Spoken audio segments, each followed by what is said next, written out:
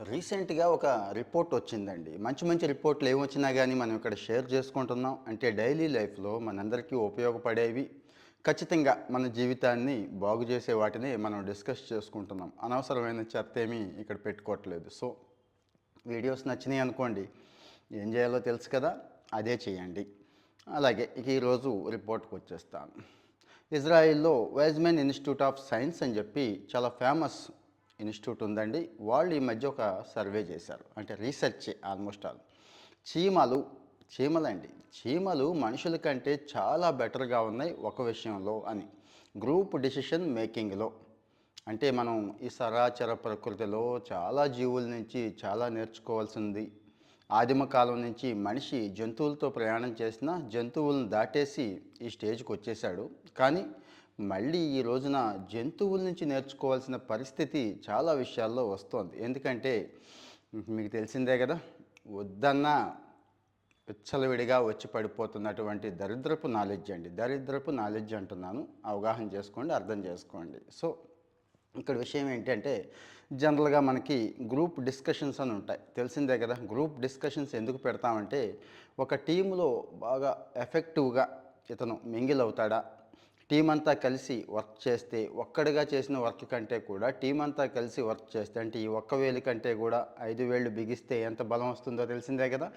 అట్లా ఆలోచిస్తాయి కంపెనీలన్నీ కూడా. కానీ ఇక్కడ డెసిషన్ తీసుకునే టైంలో ఓకే, గ్రూప్ డిస్కషన్ వేరు, డెసిషన్ వేరు. కానీ ఆ డెసిషన్ కోసమే కదా ఉద్యోగాలకు వెళ్ళే వాళ్ళ దగ్గర నుంచి అటు ఇంట్లో పనులు, రేపు ఆఫీస్ వ్యవహారాలు, బయట సొసైటీ వ్యవహారాలు అన్ని చోట ఇది అప్లై అవుతుందండి. ఈ డెసిషన్ తీసుకునే విషయంలో మాత్రం మనుషుల కన్నా చీమలు చాలా చాలా బాగున్నాయి, బెటర్గా ఉన్నాయి అంటారు. మీరు కూడా ఒక్కసారి అబ్జర్వ్ చేసి చూడండి. ఎప్పుడైనా చీమలు అందరం చూసే ఉంటాం.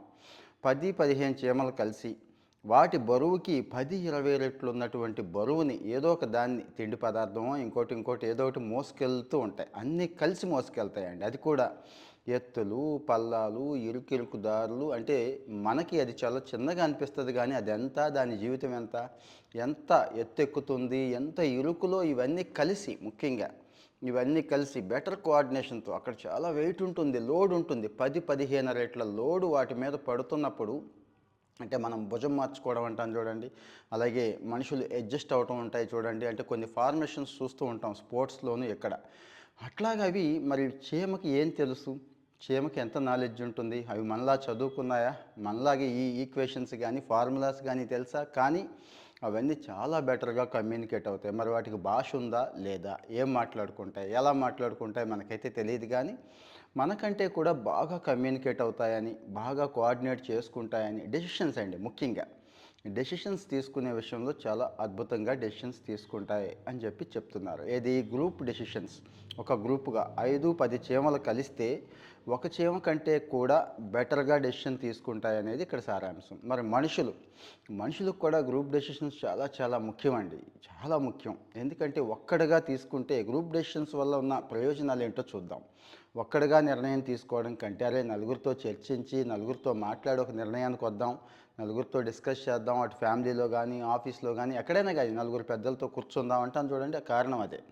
ఈ గ్రూప్ డెసిషన్స్ వల్ల ఉపయోగం ఏంటి అంటే బయాస్ ఉండదండి. అంటే మనం ఒక్కళ్ళమే డెసిషన్ తీసుకుంటే ఏమో అందులో మన స్వార్థం ఉందేమో, మన తెలియని అజ్ఞానంతో ఒక నిర్ణయం తీసేసుకుంటాము అనే బయాస్ ఉండే అవకాశం ఉంటుంది కదా, ఉండదు. అలాగే గ్రూప్ తీసుకోవడం వల్ల గ్రూప్ డెసిషన్ టెక్నికల్ ఎక్స్పర్ట్స్ అండి, రకరకాల ఎక్స్పర్ట్స్ ఉంటారు కదా. అంటే మనకు అన్ని విషయాలు మనకే తెలియదు కదా, కొన్ని ఏరియాల్లో వాళ్ళు స్ట్రాంగ్ ఉంటారు కదా, వాళ్ళు వచ్చి జాయిన్ అయ్యే అవకాశం ఉంటుంది. అలాగే మేనేజ్మెంట్ కూడా, ఇక్కడ అందరికీ ఒకే రకమైన నిర్వహణ సామర్థ్యం ఉండదు కదండి. సో ఆ గ్రూప్ డెసిషన్లో ఆ సామర్థ్యం కూడా తెచ్చుకునే అవకాశం ఉంటుంది. అలాగే నిర్ణయం కూడా కాస్త వేగంగా తీసుకోవచ్చు. ఒక్కడవైతే ఆలోచిస్తూ ఉంటాం, ఎంతమంది ఎక్స్పర్ట్స్ వచ్చి కూర్చొని చేస్తే ఖచ్చితంగా వేగంగా తీసుకోవచ్చు. క్వాలిటీ కూడా, తీసుకునే డెసిషన్లో క్వాలిటీ కూడా ఉండే అవకాశం ఉంటుంది. అయితే మనుషుల్లో ఈ సామర్థ్యం పోతుందంటే ఆల్మోస్ట్ ఆల్ లేదనే చెప్తున్నారు. ఎందుకంటే ఒక్కడిని పోల్చి నలుగురిని 10 మందిని కలిసిన డెసిషన్స్ పోల్చుకుంటే డెసిషన్స్లో క్వాలిటీ లేదు సరికదా, లేట్ అవుతుంది సరికదా.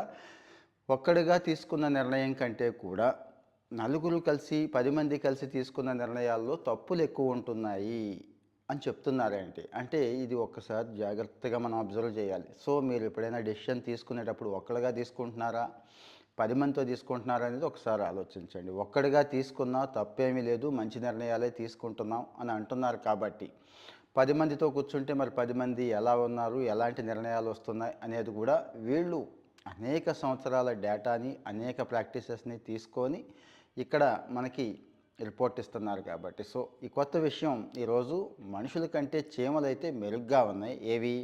గ్రూప్ డెసిషన్స్ తీసుకునే విషయంలో. మరి మనుషులు సింగిల్‌గా డెసిషన్ తీసుకునే విషయంలో బాగున్నారు, ప్రస్తుతానికి ఉంటున్నారు.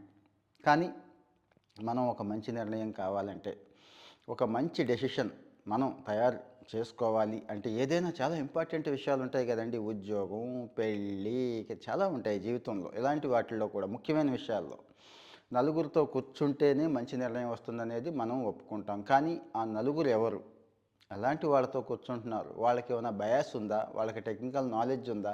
వాళ్ళు ఎక్స్‌పర్ట్ అని ఇప్పుడు అనుకున్నాం కదండీ!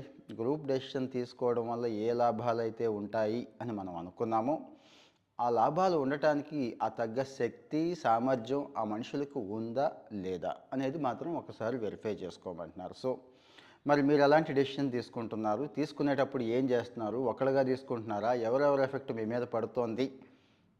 ఎవరితో కలిసి తీసుకుంటున్నారు? ఈ విషయాలన్నీ ఒక్కసారి మళ్ళీ ఆలోచించండి. ఇక్కడ కామెంట్‌లో పెట్టడం మాత్రం మర్చిపోవద్దు. మీరు చేస్తున్న మీరు ఇబ్బంది పడుతున్న ఇబ్బందులు గానీ, లేదంటే బెస్ట్ ప్రాక్టీస్ గానీ ఇక్కడ కామెంట్‌లో మెన్షన్ చేయండి. ఎందుకంటే చాలామంది మన ఫాలోవర్స్ చూస్తూ ఉంటారు. వాళ్ళకి ఉపయోగపడతాయి. రేపటి రోజు నేను ఇదే విషయం మీద మళ్ళీ మంచి కంటెంట్ మీకు ఇవ్వడానికి మీ కామెంట్ ఖచ్చితంగా హెల్ప్ అవుతుంది. మరొక వీడియోతో మళ్ళీ కలుసుకుందాం. ఇందాకడ చెప్పినట్టుగా మర్చిపోవద్దు. కంటెంట్ బాగుంది, వీడియో బాగుంది అనుకుంటే లైక్ చేసి షేర్ చేయండి. అలాగే మీకేం కావాలి అనేది కూడా ఇక్కడ దయచేసి కామెంట్లో మెన్షన్ చేయండి. Thank you. Have a nice day. All the best.